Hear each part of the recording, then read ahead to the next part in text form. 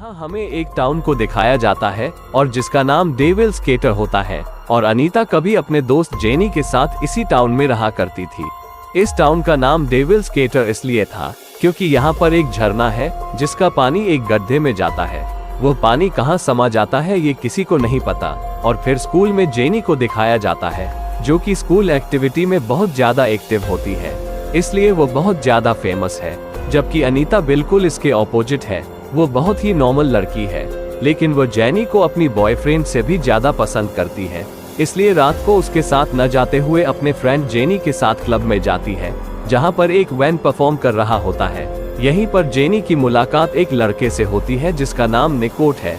Jenny को वह लड़का बहुत पसंद आता है, इसीलिए वह उससे बात करती है और उसके लिए ड्रिंक लेने जाती है। जब जेनी उसके लिए ड्रिंक लेने के लिए जाती है तो वह अपने दोस्त से जेनी के बारे में कुछ बोलता है जिसे अनीता सुन लेती है और वह अपने दोस्त जेनी को बताती है तो वह उससे कहती है इसे इग्नोर करो। जब वेन परफॉर्म करता है तो यहाँ पर आग लग जाती है और चारों तबाही मच जाती है।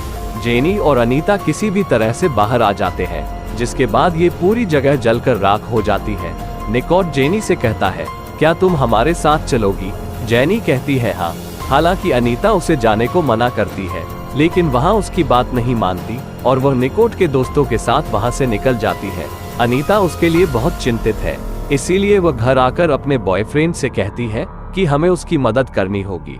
निकोट उसे नुकसान पहुंचा सकता है और तभी डोर बेल बजती है। जब अनीता नीचे जाती है तो कोई भी नहीं होता। वह दोबारा ऊपर जाने लगती है, तभी उसे घर के अंदर से आवाज आने लगती है। जब वो अंदर आती है तो वहाँ पर जेनी होती है जिसके मुंह पर खून लगा होता है। वो उसे अजीब तरीके से देख रही होती है।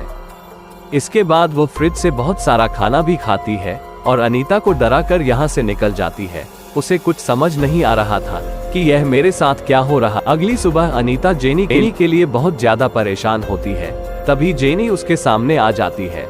वो पूरी तरह से नॉर्मल होती है। उसे देखकर वह हैरान हो जाती है। जेनी रात के बारे में कुछ भी बात नहीं करती है और अब वह पहले से भी ज्यादा एनर्जेटिक है। ये दोनों की दोनों क्लास में जाती है जहां पर टीचर रात को वार में मरने वालों लोगों के लिए अफसोस जताते हैं, पर जेनी को इस बात से कोई फर्क नहीं पड़ता। वो अपनी टीचर का मजाक भी उड़ती है। ये देखकर अनीता को बहुत अजीब लगता है क्योंकि जेनी ऐसी लड़की कभी नहीं थी। अब क्लास के बाद जेनी अपने स्कूल के फुटबॉल टीम के कप्तान के पास जाती है। वो बहुत उदास होता है क्योंकि कल रात को बार में उसके ही दोस्तों की मौत हो गई थी।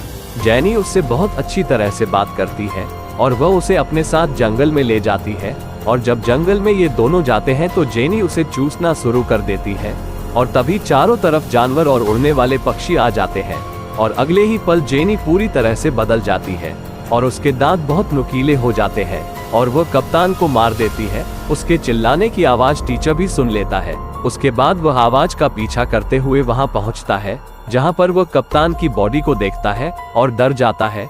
वही जेनी को दिखाया जाता है जो कि 1 महीने बाद बहुत ही थकी हुई नजर आती है। वो पहले जैसी एक्टिव नहीं रही। अब क्लास के बाद जेनी के पास एक लड़का आकर बोलता है क्यों ना आज हम मूवी देखने चलें?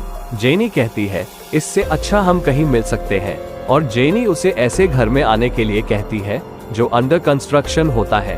इसके बाद वह दोनों उस घर में पहुंच जाते हैं। जेनी उसे देख रही होती है और तभी उसकी आंखों का रंग बदल जाता है, जिसके बाद जेनी उस लड़के को मार देती है।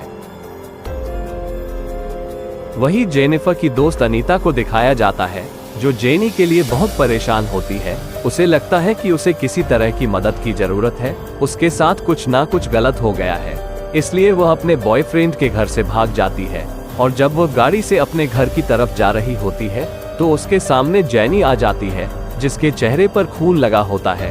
वो उसकी गाड़ी के ऊपर जंप करती है। अनीता पूरी तरह से डर जाती है।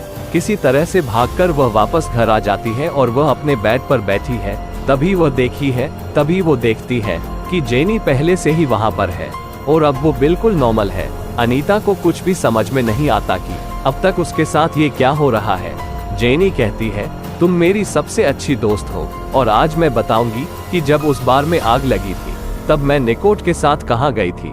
दरअसल निकट और उसके दोस्त सभी शैतान के पुजारी हैं और वो ऐसा इसलिए करते हैं ताकि उन्हें उनके म्यूजिकल करियर में बूस्ट मिल सके। वो मुझे इस झरने के पास ले गए जिसका पानी एक गड्ढे के अंदर जाता है उन्होंने मुझसे पूछा, क्या तुम वर्जिन हो? मैंने कह दिया हाँ। इसके बाद निकट ने मुझे मारकर झरने में फेंक दिया। दरअसल ये सब उनके काले जादू का हिस्सा था, लेकिन मैं वर्जिन नहीं थी इसलिए बच गई। बचने के बाद जब मुझे होश आया तो मुझे भूख लगी, इसलिए मैं तुम्हारे घर पर आई, क्योंकि तुम मेरी दोस्त हो और मैं तुम्हें कभी नुकसान नहीं पहुंचाऊंगी। इसीलिए मैं तुम्हारे फ्रिज से खाना खा रही थी।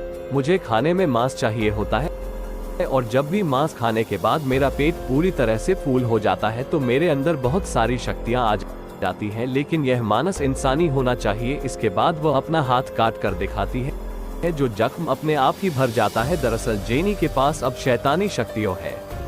अनीता रहती है कि तुम यहाँ से चली जाओ, और इसके बाद जेनी इसके घर की खिड़की से कूद कर चली जाती है। ये देखकर अनीता पूरी तरह से हैरान हो जाती है, क्योंकि यह खिड़की सेकंड फ्लोर पर थी। और अब फंक्शन का दिन आता है जहाँ पर सभी स्टूडेंट इकट्ठा होते हैं, लेकिन यहाँ ना तो अनीता का बॉयफ्रेंड होता है ना ही जेनी। ये देखकर वह डर जाती है और उसे शक पता है कि कहीं जेनी उसके बॉयफ्रेंड को मार ना डाले। इसीलिए वो फंक्शन छोड़कर भागकर अपने बॉयफ्रेंड के घर जाती है, जहाँ पर उसे पता चलता है कि उसका बॉयफ्रेंड अभी अभी वॉक करते हुए फंक्शन के लिए निकल गया है। वही उसके बॉयफ्रेंड को दिखाया जाता है, जो कि जेनी के साथ होता है, जो कि उसे झूठ कहती है, तुम्हारी गर्लफ्रेंड अनीता का अफेयर किसी के साथ चल रहा है, वो तुम्हें धोखा दे रही है। बातों में बला फैसला के उसे एक अजीब से घर के अंदर ले जाती है और यहाँ पर उसके करीब जाने की कोशिश करती है, लेकिन वह मना कर देता है कि मैं अनीता से प्यार करता हूँ, मैं उसे धोखा नहीं दे सकता। ये सुनने के बाद जेनी को गुस्सा आ जाता है। वो उसे पुल के अंदर फेंक देती है और उसे पर हमला करना शुरू कर देती है। अब यहाँ पर अनीता भी पहुँच चुकी है और वह देखती है जेनी उसके बॉयफ्रेंड को मार रही है, इसलिए वह अपने बॉयफ्रेंड को बचाने के लिए पानी में कूद जाती है और उसकी आंखों में स्प्रे कर देती है। जेनी को गुस्सा आ जाता है और अनीता से कहती है कि मैं सिर्फ लड़कों का शिकार नहीं करती, और अपनी शक्ति से वो हवा में उड़ जाती है और अब अनीता को मारने के लिए आगे बढ़ती है। तभी उसका बॉयफ्रेंड एक रोड उसके शरीर के आर पार कर देता है, जिससे वो बहुत बुरी तरह अपना दम तोड़ देती है।